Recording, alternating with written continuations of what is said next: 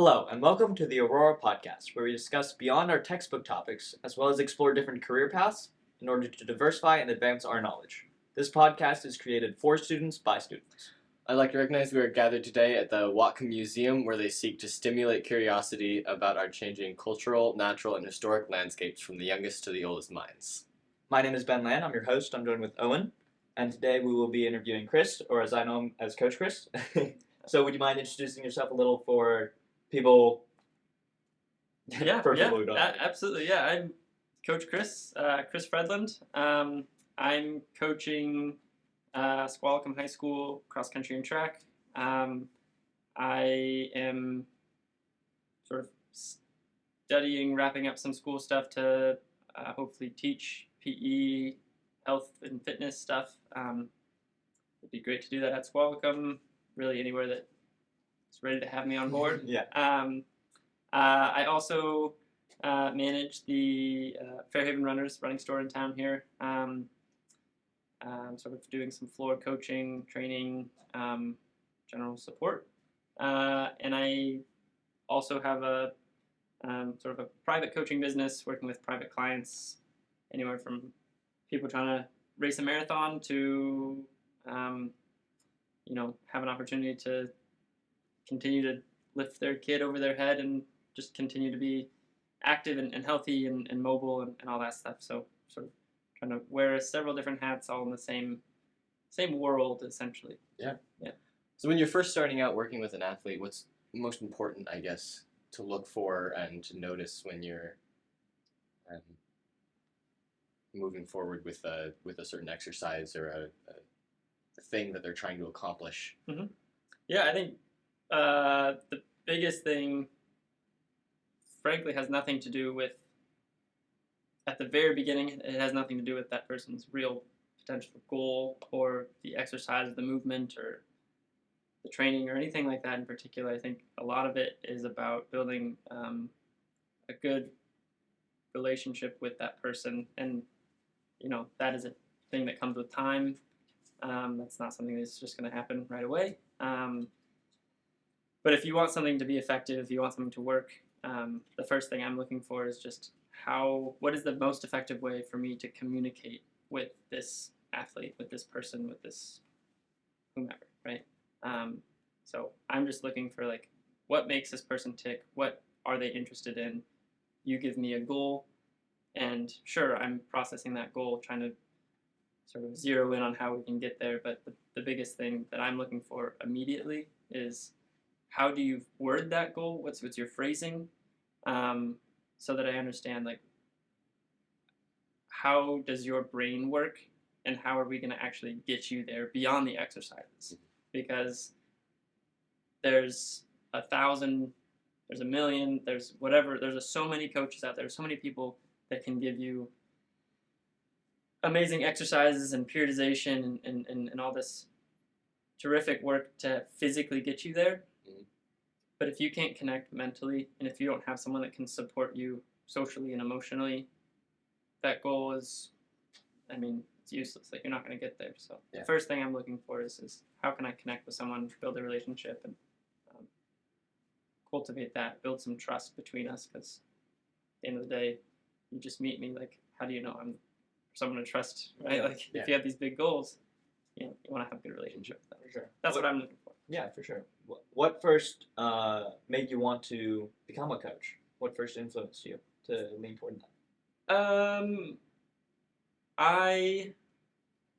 That's a great question. Frankly, it's just something that I've always been passionate about, and I think particularly with myself, I've always been very I've intrinsically motivated, and I was looking at myself, trying to identify how can I be better in this situation, whether that's sport or academics or personal relationships or whatever. And in that process, I feel like I've been able to develop a sort of a heightened sense of this ability to connect with people. Particularly, I'm finding maybe younger people, school-aged people, and It's been really fulfilling as I've done that. It's been really fulfilling to sort of blend both my desire to build these relationships and support young people, but also like use my specific knowledge within sport and training to improve someone else's life. Yeah. So it really came from me doing that to myself, trying to build up myself, coach myself, and then I was like, oh, I think maybe I'm pretty good at this. So like, Yeah. maybe someone else would value that. Mm-hmm. Yeah. Yeah. For sure. So obviously you're a runner, and the two of us are on run. And for me, I adore it. It's amazing. It's so much fun. So what's important about that, and what have you seen how it benefits people and brings people together? What's Like the sport of running. yes, in high school specifically. Yeah, I mean, sort of how we were talking about earlier there, like, I think it's much beyond the sport of running, particularly in high school, right? Certainly there's other aspects of the sport when it becomes more of a job or profession that some people might argue that the community aspect or that sort of interpersonal growth is less of a focus. I might push back on that a little bit, but that's another conversation. But, I think running is such a unique activity, and I think it's sort of worth identifying running as there's the activity of running, and then there's the sport of running. And in high school, it's this perfect blending of the two, right? The activity of running allows for this community growth, this interpersonal growth, particularly at the high school level, where, frankly, you're all trying to learn about yourself. Yeah. Who am I? What do I want to be? Where do I want to be? And I think, at all ages, at all times of your life, but particularly in high school, you see that running as a sport is a very clear reflection of personal growth outside of the sport. And in high school, I think it's a very unique opportunity to have to really share an experience with people, because you're all running the same thing, right? You're on a cross-country course. Everyone's running 5K. Everyone's running the same course. Everyone's wearing the same clothes. There's no difference whether you're on the same team, different teams, different grades. It's all happening at the same time, in the same place, on the same course, with the same people, right? And it creates a very unique experience where you're all able to suffer together. You understand each other, because even though that person, even though you are, let's say, 16, 17, 18, the kid that just turned 14 just did that as well. And you can look at that kid, and that kid can look at you, and you both know exactly the same thing. We just did the same thing. Yeah. And sure, maybe times are different, maybe they're not. But I think it's such a unique sport in that there really is no difference. You're all experiencing the same thing as much as you'd like to. Where, if you look at basketball, right, there's these different teams involved in basketball. The community aspect is different because it's such a small team, right? There's different positions, so people, don't really understand, like, this person continues to do this drill over and over and over and over and over again. Well, why not this drill over here? Well, these are different position, right? Or on the volleyball team, like, there's the libero, right? This person, male or female, like, is going to be experiencing a different thing in the game. Yeah. Everyone has a role, and it's doesn't mean there's less growth opportunity. It's just different. Yeah. And I think running as a sport sort of transcends that activity Mhm. and creates community and reflects that growth as particularly a high schooler or a Yeah. middle schooler or something like that. Yeah. For sure. Yeah, I think there's definitely a community that's built around running and around Mhm. sports. Mhm. How does participating in sports maybe even benefit beyond, just physical fitness? Yeah. I mean, I think physical fitness is, frankly, I think that aspect of it is as much, it's much more of a personal choice in that Right. capacity, right? Like, particularly in high school, it is almost more of a social experience and an opportunity to grow, right? You can learn, um, the classic things you're going to see on like your resume or whatever, right? Like you're learning perseverance, right? You're learning communication, which to me, in pretty much anything, communication is the biggest thing, Mhm. right? Like communication with your coach, your teammate, your family, your friends. Frankly, communication with yourself, Mhm. I think, is one that's often overlooked. Um, the sport of running, the activity of running within the high school world, um, is about growth and learning about who you are and who you want to be. Um, I feel like.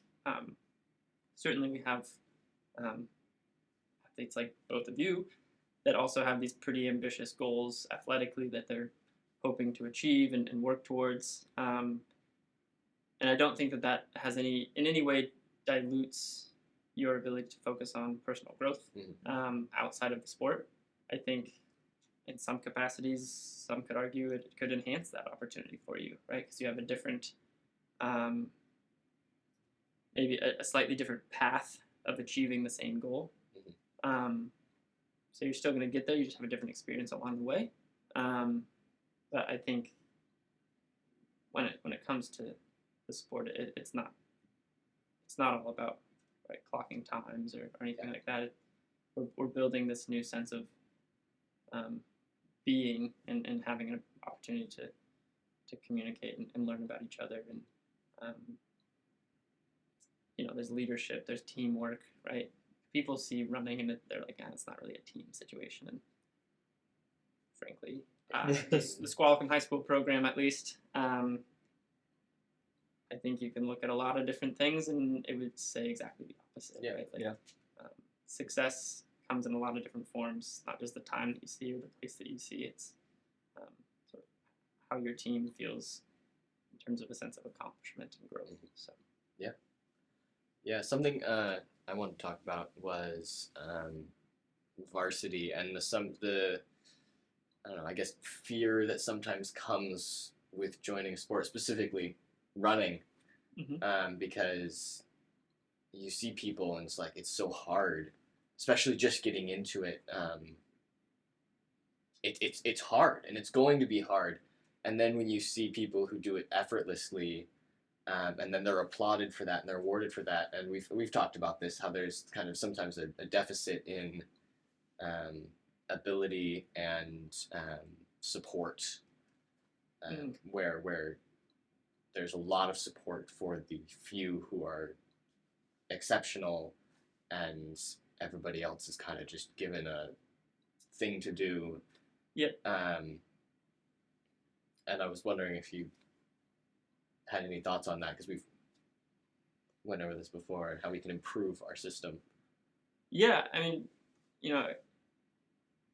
again, keeping this conversation within running specifically, track, cross country, it'd be a long conversation, sports in general. Yes. And it might still be a long conversation in running, but I mean, it's a great point. And I think you're right that is something that you see in a lot of sports and a lot of programs. And part of me thinks that, I mean, of course, there's the piece that, sure, someone's winning titles or shooting for certain scholarships or whatever, right? Like, there's an inherent, for a lot of coaches, or athletic directors or whomever. There's a lot of inherent, like instinctual. It feels like, I think oftentimes it's an instinctual drive to really fine tune the stuff for that individual athlete, right? Their training, their recovery, their race opportunities, right? All that stuff is so fine tuned, and I think some of it I don't think is an active, like, a thought process for a lot of coaches or parents or whatever, right? I think it's just they want to be able to feed as much as they can, and sometimes, not all the time, but sometimes those athletes at that level are also the ones that are able to, or maybe not able to, but they feel licensed to communicate their desires more or louder or whatever, to the point where those individuals, those athletes, are getting more back. Yeah. And sometimes I think that's just because the athlete is asking for more from you. Where sometimes, not all the time, there's athletes that are not necessarily at that level, and they're not communicating to the same extent. They're not saying, hey, I want this, I want to have an opportunity to see this, I want to fine-tune this, why can't I see growth here, right? That doesn't, either it's a confidence thing, it's some athletes, that's just not a goal or a desire or an intention of theirs, and great, like, we want you to be there anyways, right? Like, you're still contributing to our community here. Yes. So I think that's part of it. I think on the other end, if you kind of flip that around, there's a piece of that puzzle that's frankly, like, and it happens in probably the majority of these programs, that it's just wrong, and it kind of means that if someone truly feels left out, or hey, why is that person getting so much support and I'm not? I think there is a little bit of a two-way street where let's communicate what it is you're looking for and what your goals are, so that I can provide more support for you. But also, to a certain extent, I think a program, a coaching staff is not providing. They're not thinking about the big picture enough, particularly in a high school sport where this is a non-cut sport. Sure, there's a varsity and a JV situation, purely due to numbers, right? It has nothing to do with having a desire to feed people more or less. But I think it's a two-way street, right? I think there's a lack in communication from some athletes, not all athletes, both at the top and bottom in terms of those sort of levels of performance. But I think that there's also that piece from the coaching staff and the parents and the athletic directors that there's this inherent bias, and you want to represent your program at the best top level, and so you're going to push those people out into the spotlight more. And for certain coaches, and I'm certainly guilty of this, right? Like, I have some level of pride in terms of feeling like I'm a pretty reasonable coach, and we're developing athletes athletically and certainly socially and stuff like that. And it's fun for me as a coach to get to, like, work with my tools a little bit differently and really fine-tune my aspect of this. Right? Just like you as an athlete are fine-tuning, like, we're doing these specific workouts and this mileage and we're recovering this way. As a coach, I think a lot of the times we want to do the same thing, just with our coaching. And so oftentimes the ability to fine-tune and focus in on that little tiny thing is often supported most with that varsity level athlete. Does that answer your question? Yes. Okay. Yeah. I think that's good to think about. How it's a full circle, and it's tough sometimes and we have to encourage people to join because it's such a wonderful thing. Mm-hmm. Um, Yeah, and but then there's also a big picture. there's a huge big picture, yeah. right? Like we're like we at the top of this chat, like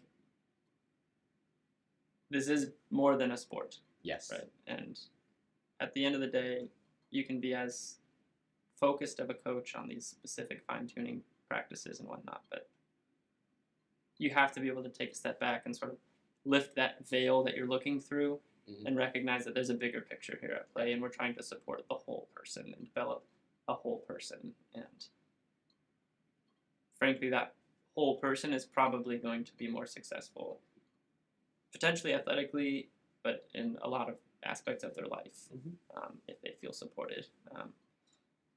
In a more fine-tuned, like specific answer for you, I know we chatted about the Malcolm Gladwell Yes. concept. Yes. Where maybe we don't just count in terms of cross country scoring, at least like 1 through 5 to maybe 6 or so, in terms of points to see who is gonna win or whatever. Yeah. But maybe we go deeper, Mm-hmm. or we sort of turn it upside down, or however we want to do that. And I think that it would be interesting to run a meet, or just mess around with our program at Squalicum, and sort of say top to bottom, doesn't matter sort of which athlete you are. We're trying to just have incremental improvement top to bottom. Yeah. Doesn't matter if you're that top 7 varsity team or whatever. If you are our 50th athlete, we want to see improvement there, and sort of figure out a way to score that in a way where everyone feels like they're contributing to that in an impactful way. Yeah. Yeah. Yeah, and I think sports in general just offer a very good opportunity for students to engage in more activity-based exercise, as well as just, after they have a however many hour school day, it's important to then, be able to have exercise. So I think also it's been interesting to see in some of my teammates in any of my sports improvements in their just general, emotional well-being and self-esteem by doing sports. So I think that's also an important part of sports. Yeah. In general. For sure. Yeah, I particularly in the high school world, like developing good people, I think is the sort of should be the biggest focus at a high school specific sport team. I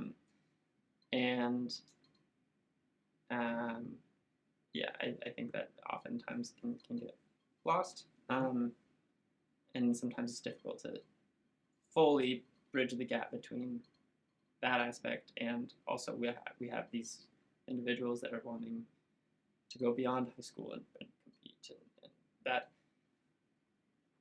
might also help them financially in their life, right? So they're actually using this because they want to have X scholarship or something, right? So there's sort of 2 worlds here at play, and running, I think, is a very unique case of that. So for those individuals who want to go and run in college, you went and you ran for LMU.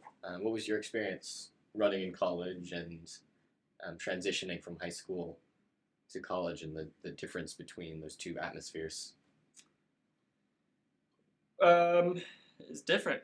I mean, we'll take out the fact that it was LMU, which is a unique community in a very different part of the country and all that kind of stuff, right? Like, because that alone that's another conversation that was different, right? Yeah. The community I was around, very different.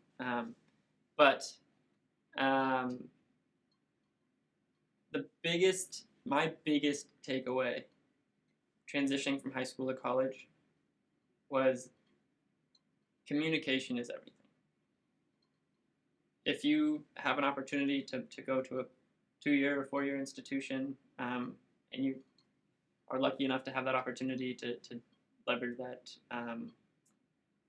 athletically, I think the biggest thing is you have to be able to communicate with yourself, but with your, I mean, now you have professors, right? Because you have practice twice a day, right? So you have, it's not like school at high school where you're out at 3:15 and you have practice, right? Nope, right? Like you have class, 2 classes, or maybe you get up in the morning and you're in the pool, you go for a run with your teammates, and then you go to the training room for an hour, and then you have class for 2 hours, and then you have lunch, and then you have another class, and then you have another practice in the afternoon, and like all these things, it's super important that you have an opportunity, that you feel confident in your ability to communicate in a mature way, clearly and consistently. Yeah. Like there's 1 or 2 or 3 coaches that you have to be constantly in communication with, several professors, because hey, I'm not going to make it to class today. We're going to be in San Francisco for a meet or whatever it is, right? And that's up to you to now make up, right? Like it's just you have to have this initiative, and you have to. And the biggest thing is if you just don't communicate it, it's not going to work. Yeah. So that was the biggest thing I noticed in that regard, was communication was everything. Also, in terms of your growth, some of these collegiate programs, they're dealing with athletes that in their own world were maybe the best of that world. And so some of these coaches are really trying to like just feed you as much work as they can so that you can continue to have that sort of linear progression, and have a really successful career, and reflect their program well. But in that process, occasionally you'll find that some coaches will kind of throw stuff at the wall and see what sticks. And by that I mean they're just going to say everyone's going to go run 90 miles a week. Mm-hmm. Well, Ben, you might not be a 90-mile-a-week person. I wasn't a 90-mile-a-week person. Like, that's just how it is, right? So you need to be able to communicate and say what works for you, what doesn't work for you. That is huge. Yeah. So, do you have any fun stories from being in college at LMU and running?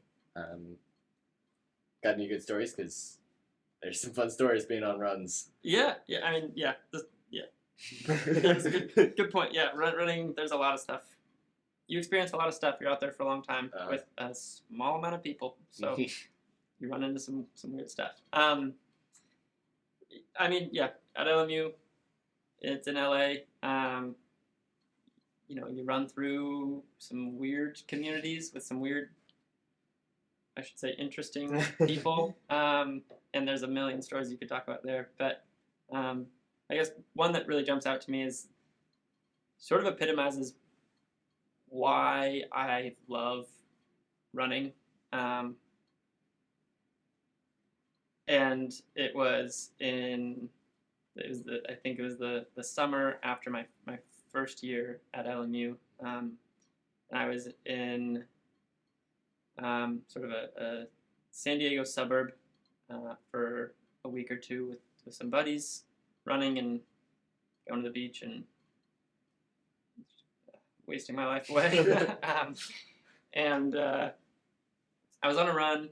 I was going up this hill in this neighborhood, and it was like absurdly steep. And it took me probably like 2 or maybe even 3 years to really fully adjust to the California weather and all this kind of stuff. And it was hot. I mean, it was probably like early August, so it was really, really hot, and I'm not used to it. And running up this hill, just huffing and puffing, feeling terrible. And kind of getting up the last quarter of this hill, and I can see it. I'm preparing to crest this hill, and there's an elderly gentleman with a walker, and he's coming down this hill, and he has like a sort of a caretaker with him, and this person's kind of holding his arm, holding his shoulder, and like helping him down the hill. And I see him pretty early on in this hill, and I was like, wow, that guy's really gonna come down this hill. Like I was like kind of like let's see what happens here. Yeah. And then as I get closer, I can see that he's like watching me run up the hill, and I was like, huh, sweet. Like I guess he's, maybe we can chat or something. And I get closer and closer and closer, and all of a sudden, he like pushes his walker aside, and he like shakes off this caretaker, and you can tell the caretaker's like kind of panicking. They're like, Yeah. but they didn't know what to do. They didn't know how to react in the moment. And this guy comes like halfway into the road. Like we're on opposite sides of this narrow residential road, but he's like crossing the road, shuffling his feet, like barely moving. And he just gives me this straight up, just double thumbs up and says, hey, way to go.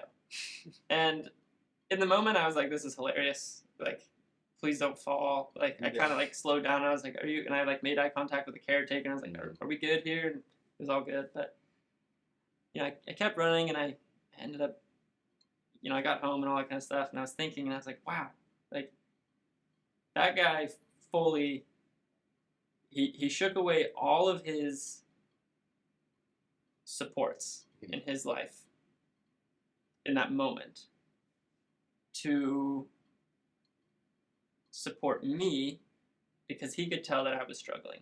Yeah. And for him in the moment, at least in my visual, like what I could see, that took a lot for him to actually physically do that.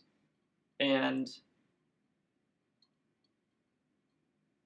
it was such a little thing in my life that became a huge thing, right? He embodies to me what running is, what it should be, what it could be in a lot of communities, which is this unbound support and appreciation and level of just understanding and community, right? It goes back to what we were talking about. Like, doesn't matter who you are in the race. Yeah. You're all in the same boat, right? This guy sees me and he's like, yeah, keep going. You got this. I support you. I see you. I care about you. I acknowledge you. Way to go. Yep. And I think that alone, like that is what running should be to me, at any level, professional, down to, you just go run a couple times a week, whatever it is. Like that is the beauty of running, is that community aspect and that ability to feel supported by anyone. Because you're all doing it. Yeah, for sure. And I think that also just speaks to sports in general. Like, even if you're not that runner who's maybe breaking all these state times, you can also be that person who's supporting them. Totally. And being a good teammate. And sports in general is just such an important thing to participate in because it teaches you life skills and it, gives you a good way to exercise. So, yeah, I'd encourage everyone to, run or participate in whatever sports you're interested in. Yeah, and the support and the family you can get from a kind of forced community almost that then becomes something more is totally really important. And I would almost position it in a way where it's, you can view it as a forced community, but particularly in the high school world, like you're choosing to be there. Yeah. Right? And sure, you're not choosing everyone that you're around. You're not choosing maybe your coach or those supporting you or whatever. And I'm sure there are people that maybe didn't choose to be there, right? They have someone in their life sort of encouraging them to be out there. But I think there is something to be said for any sport in general. Doesn't matter what it is. You're choosing to be there. And everyone else there is choosing to be there. And I think that's massive to understand. And that's part of the reason that I think everyone should run or play any sport or just be involved in any sort of activity regularly and consistently is like you have this unmatched opportunity to build community, learn about yourself, create healthy habits within communication, physical healthy habits, of course, and feel this unique level of support. And that's just not something that you can explain, right? If you're listening to this or whatever, like if you've never experienced a sport or been part of one yourself, like you can hear it and hopefully that encourages you to step out, but you have to be part of it. You have to just jump into it to really feel it and see how that actually makes an impact on your life. Well, thank you so much for joining us today. Yes. Yeah, it's been great to interview you. Yeah. Thank you. Yeah, thank you. As I'm happy to be here. This was great. Yeah. Thank you. All right. See you all next time.